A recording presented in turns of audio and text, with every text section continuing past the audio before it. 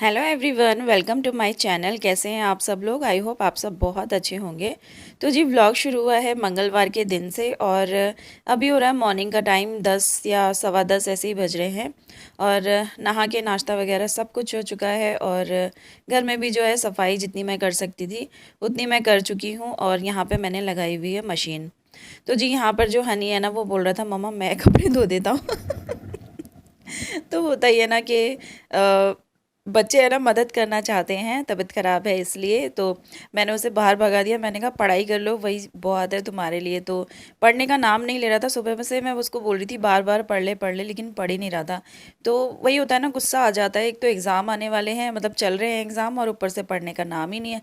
कभी इधर भाग रहा है, कभी उधर भाग रहा है, बोल रहा है मैं आपका काम करूँगा ये सो। मैंने कहा मेरा काम मत करो, बस जो सामान फैलाते हो ना वो मत फैलाओ बस, और चुपचाप ना पढ़ने बैठ जाओ यहाँ पर।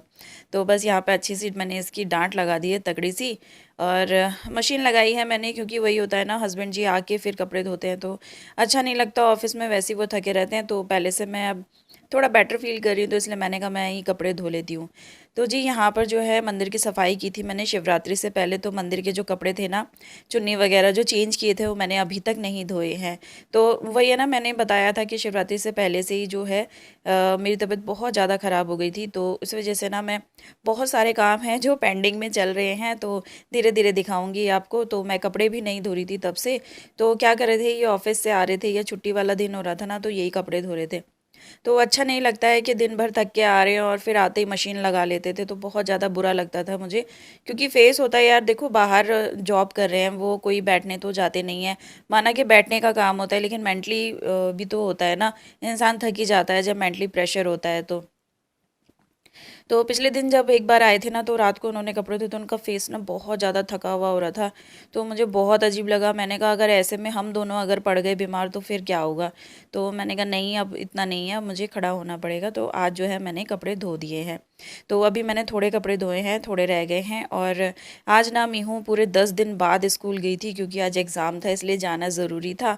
और उसको लेने के लिए गए थे हनी और मैं। और आके ना बहुत ज़्यादा, मतलब मुझसे ना इतनी ज़्यादा वीकनेस आ गई है मुझे कि मैं लगा लो, पास में उसका स्कूल है, मुश्किल से 5-7 मिनट का रन है। तो मेरा वहाँ से जाना और आना इतना ज़्यादा मुश्किल हो गया ना। तो मैं कम से कम 15-20 मिनट तक बैठी रही। फिर उसके बाद जो बाकी के कपड़े थे वो मैंने धोए। मतलब कंटिन्यू जो मुझसे खड़ा ही नहीं होया जा रहा है, तो वही है, तो बाहर निकल के थोड़ा चलना ना ज़्यादा ही भारी पड़ जा रहा है मुझे। तो वही है कि 10 दिन का गैप भी हो गया है उसके स्कूल का, और एग्ज़ाम था, मेन ना एग्ज़ाम है। और ऊपर से ना कंटिन्यू एग्ज़ाम है। मुझे लग रहा था जैसे एक दिन का ब्रेक मिल जाएगा फिर अगले दिन जाऊंगी, लेकिन ऐसा नहीं है, इसके ना डेली एग्ज़ाम होंगे। तो चलो कोई बात नहीं, एग्ज़ाम तो देने ही हैं, और जो चीज़ें हैं ना वो तो करनी पड़ेंगी। तो बस वहाँ से आके ना मीहू को लाके मैंने थोड़ी देर रेस्ट किया, और फिर उसके बाद जो बाकी थोड़े से कपड़े बचे हुए थे वो मैंने वॉश कर लिए। 15-20 मिनट बैठी हूँ और फिर आ गई हूँ मैं किचन में। तो जी यही हो रहा है कि दाल और चावल डेली का हो रहा है ना, बनता तो आसानी से है, वो बात तो अच्छी है। लेकिन बाहर से ना फिर रात को सब्जी और रोटी लानी होती है, तो मैंने कहा आज ज़्यादा सा कढ़ी बना देती हूँ, और चावल रात को गरम गरम बना लेंगे थोड़े से और, है ना।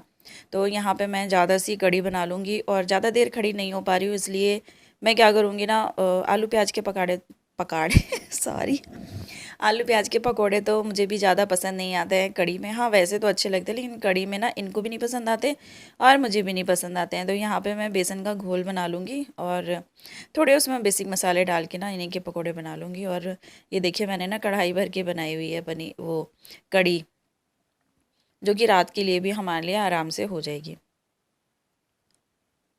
तो जी बस यहाँ पर जो भी प्रोसेस होता है कढ़ी का और पकौड़ी का, वो मैंने कर लिया है। और इसको लगा दूँगी तड़का बाद में, और कढ़ी हो जाएगी डन। और साथ में ना ये मैं जो मंदिर के कपड़े भिगा के गई हुई थी, इसको भी मैं वॉश कर लूँगी, क्योंकि थोड़ी बहुत चिकनाहट होती है ना, दिया जलता है तो थोड़ा सा जो होता है ना, घी तेल वगैरह से चिकने हो जाते हैं ये, तो भिगाने से जो है ना इजीली साफ़ हो जाते हैं। तो बस इनको भी धो लूँगी। और जो चुन्नियाँ वगैरह होती हैं ना, ये चीज़ें टपकती हैं, इसलिए थोड़ी देर नल पे लटका दूँगी यहाँ पर, जिससे कि अच्छे से टपक जाए। और बाकी तो ये कॉटन की चीज़ें होती हैं, इनको मैं बाहर डाल दूँगी रेलिंग में, धूप में। तो धूप काफ़ी अच्छी आने लग गई है, और कपड़े ना फटाफट सूख रहे हैं, अच्छा लग रहा है। क्योंकि सर्दियों में तो सही में दिमाग ख़राब हो जाता था, कपड़ों को कभी इधर सुखाओ कभी उधर सुखाओ, हो ही नहीं पाता था। तो ये वाला मौसम सही लगता है जिसमें कि जल्दी से कपड़े सूख जाते हैं, अपना शाम तक ना अलमारी के अंदर होते हैं कपड़े। नहीं तो सर्दियों में तो 2-2 3-3 दिन तक कभी इधर सुखाओ कभी इधर सुखाओ, यही होता रहता है। तो जी लंच वगैरह हमारा हो गया था और दोपहर में फिर मैंने थोड़ा रेस्ट किया और अभी हो रहा है इवनिंग का टाइम और देखिए 6 बज रहे हैं शायद। और उजाला देखिए कितना हो रहा है, नहीं तो 6 बजे अंधेरा होने लग गया था ना, दिन काफ़ी जो है बढ़ गए हैं। और आप मुझे देखते होंगे ना, मैं गर्म सूट पहनती हूँ तो हमारे घर में ना थोड़ी सी ठंडक भी है और मुझे जो है ना ठंड भी ज़्यादा ही लगती है। तो काफ़ी लोग तो कॉटन पहनना स्टार्ट हो गए हैं, लेकिन अभी भी मैं वुलन ही पहन रही हूँ। तो जब तक मुझे इसमें गर्मी नहीं लगेगी ना, मैं तब तक इसे नहीं छोड़ूंगी, मैं ऐसे ही पहनूंगी इसको। तो जी बस कपड़े में लेके आ गई हूँ अंदर और दिया कर लूँगी शाम का।